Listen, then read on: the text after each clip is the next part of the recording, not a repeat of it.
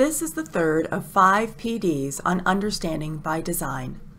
Today we will be completing the last 3 components of Stage 1, which are developing the enduring understandings, the essential questions, and choosing the 6 to 8 vocabulary terms that will be focused on in this unit. Let's think back to our last UbD PD. What are some things that you have learned that you would like to share with a partner? Here are our guiding questions for this session. Please take a minute to read them to yourself.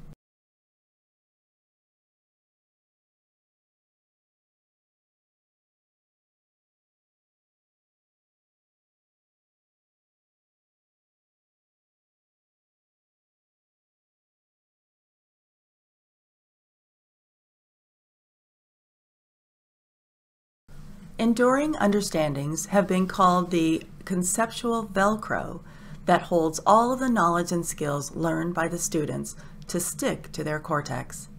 Drs. Wiggins and McTighe have given this definition to enduring understandings. Enduring understandings are the important ideas or core processes that have lasting value beyond the classroom. Such understandings are generally abstract in nature, so they require uncoverage through sustained inquiry. Dr. Wiggins and McTighe remind us that enduring understandings are at the heart of teaching for understanding. They focus on the need to unify ideas and inquiries, not just discrete skills or disconnected content knowledge. Enduring understandings reside at the core of expertise. They go on to say, for learners, enduring understandings, or EUs, make sense of lots of information and discrete skills. EUs help students organize and make sense of their work and experience. EUs are the linchpin of transfer, and EUs connect the dots of seemingly disconnected or disorderly content. They help turn data into information. Now that you have a working definition of enduring understandings, let's go on to define essential questions. An essential question is a provocative question designed to engage student interest and guide inquiry into the important ideas in a field of study. Rather than yielding pat answers, essential questions are intended to stimulate discussion and rethinking over time. And again, here's a bit more about essential questions. Teaching for understanding demands that our designs and methods foster ongoing inquiry. A productive way to signal the importance of such inquiry is to base each unit on 2 to 5 essential questions. Explicit and frequent reference to essential questions sends a powerful signal that a unit is about understanding, not merely the acquisition of knowledge and skill. In order for a question to be an essential question, some basic characteristics must be present. Here are some characteristics of an essential question. Cause genuine and relevant inquiry into the enduring understandings of the core content.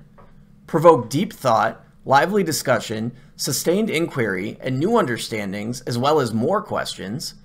Require students to consider alternatives, weigh evidence, support their ideas, and justify their answers. Stimulate vital ongoing rethinking of EUs, assumptions, and prior lessons. A question is essential if it is meant to spark meaningful connections with prior learning and personal experiences, naturally recur, creating opportunities for transfer to other situations. Enduring understandings are the conceptual Velcro for holding together all the knowledge and skills that students are introduced to and taught each day in their many lessons. So, it makes sense that to develop sound enduring understandings, that we go back to Stage 1 and look at the unwrapped standards to develop our enduring understandings. To do this, we examine the unwrapped knowledge and skills to determine the enduring understandings, the understandings you want to endure. Then we write these understandings as generalizations that begin with the phrase, students will understand that, Dr. Wiggins and McTighe call essential questions doorways to understanding. That means the more questions students are exposed to should encourage them to ask even more questions. The more questions we ask, the more we will be able to go deep in understanding the content and/or concept. Here are a couple of suggestions for developing essential questions. Begin with the knowledge and skills for a unit and develop questions that may uncover the identified knowledge and skills. Start by looking at your enduring understandings and generating questions that will help with uncoverage of these EUs. Start by using question prompts. We have gone over a lot of information today. Let's take some time to process our learning. Please refer to the handout called Enduring Understandings and Essential Questions. Take a couple of minutes to read this handout and have a table conversation or a partner conversation with someone in the room. What new information or validated information did you acquire? Our last component that we need to address to complete UbD Stage 1 is the academic vocabulary that we want to include in this unit. How familiar are you with the 3 tiers of vocabulary? Show your facilitator FIST to 5, FIST meaning no understanding, to 5, a very great understanding. How about Dr. Marzano's work with building background knowledge? There are 2 important resources for us to know a little about, or at least to know where to find more about these 2 topics. Please refer to your handout called Academic Vocabulary. This is from the ELA Appendix A.